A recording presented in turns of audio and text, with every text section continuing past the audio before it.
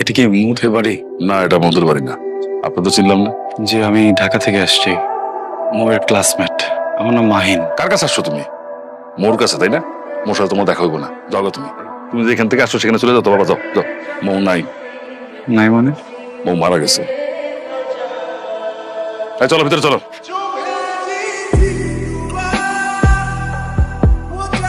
পোলারা দেখো বৃষ্টিতে ভিজা কেমন শীতে কাঁপতাছে, আমার না খুব খারাপ লাগতেছে। তোমার খারাপ লাগতেছে, আমি কি করবো? একটা মেয়ে মারা গেছে শোনার পরে বেহায়ের বলে দাঁড়ায় আছে।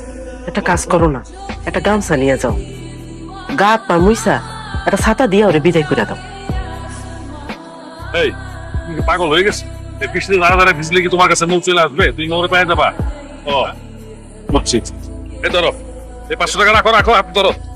বাজারের পাশে বাস স্ট্যান্ড আছে, ওখানে যাও গিয়ে গাড়ি তুই টাকা চলে যাও। মোর কি হয়েছিল? মৌর কি হয়েছিল সেটা আমারও জিজ্ঞেস করতেছো কেন? মৌরে যা জিজ্ঞেস করো। আপনি আমাকে বলবেন মোর কবরটা কোথায়?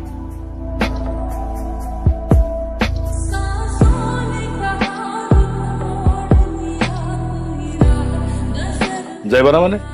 এটা কোনো কথা হইলো রে বাবা? কালকে জ্বরে কাঁপতেছিলা, বেহুশের মতো পড়েছিলা, তাই ঘরে আইনা কাপড় চোপড় বদলে শুতে দিছি। আর এখন বসে যাইবা না? তোমার কাছে হাত জোর করে অনুরোধ করি বাবা, তুমি যাও গা। এরপরও যদি তুমি না যাও, তোমার কেমনে বিদায় করতে হয় সেটা আমি জানি। কিন্তু এলন, খাবারটা খায়ালন। আপনি যদি খাবারটা খান তাহলে আপনার একটা খুশি সংবাদ দিব, যেটা শুই না আপনার মনটা ভালো হয়ে যাইব। কি সংবাদ? আব্বা আপনারে মিথ্যা কথা কইছে, মো আপুর কিচ্ছু হয় নাই। ওই যে কবরটা দেখেন না, ওইটা আমার দাদুর কবর। আপা সবাইরে কয়ে গেছে আপনি যেদিন আইবেন আপনার এই কথা কইতে যে আপা মারা গেছে। আমাকে তোমার আপুর কাছে নিয়ে চলো। আচ্ছা আমি একটু বেরোচ্ছি।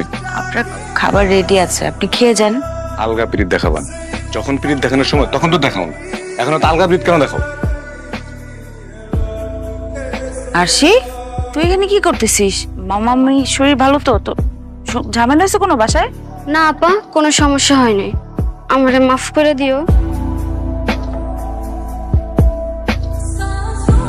আরশি, কি করছিস সেটা তুই নিয়ে আসছিস কেন রে? কতবার বুঝায় বলছি না, কি বলছি আর কি করলি? নিয়ে যা এখান থেকে, তাড়াতাড়ি নিয়ে যা। আমি জোর করছি, তোমার সাথে একটু কথা ছিল। হ্যাঁ, তুমি এখান থেকে চলে যাও। কেন করছো এমন? এখন এগুলা কথা বলার সময় নেই, তুমি যাও এখান থেকে, যাও। তো আমার তো কিছু কথা ছিল। কোনো কথা হবে না এখানে মাহিন, তুমি এখান থেকে চলে যাও প্লিজ। একটা প্রশ্ন। কোনো প্রশ্ন হবে না, কোনো কথা হবে না, তুমি যাও এখান থেকে, যাও।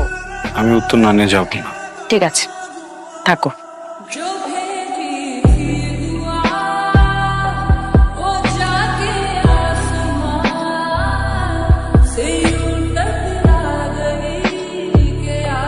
মাহিন, আল্লাহর ওয়াস্তে তুমি এখান থেকে চলে যাও, পাগলামি করো না। যে কোনো সময় কিন্তু চলে আসবে, বুঝছো?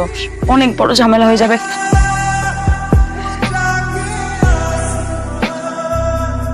কি নাম তোমার? মৌ। সুন্দর। তুমি তো অনেক লক্ষ্মী, শান্ত, সুন্দর, এই জন্য তোমাকে ভালো লাগছে।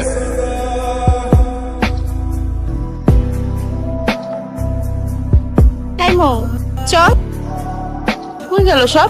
চলে গেছে। তোমাদের নামে অভিযোগ শুনতে শুনতে তো আমার অবস্থা শেষ। আর এই তোমার নাম যেন কি? মাহিন। তুমি অতি বাড়া বেড়েছো। Sorry sir. কেমন আছো তুমি? ভালো। আমি ভালো নেই, গতকাল থেকে অনেক জ্বর। তোমার জ্বর? এটা আমার ছোটবেলার সমস্যা। কাউকে যদি কিছু বলতে চাই আর বলতে না পারি তখন খুব জ্বর আসছে। আই লাভ ইউ মৌ, অনেক ভালোবাসি। Will you be mine? Sorry, জোর করে তো ভালোবাসা পাওয়া যায় না, তাই না? It's okay. আমি আর কখনোই এসব বলবো না বা তোমার সামনেও আসবো না। I love you two.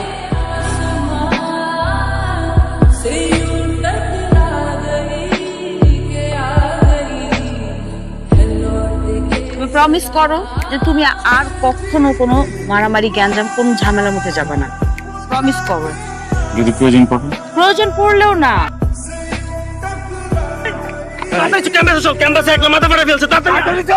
Mahin, আজকে না প্লিজ।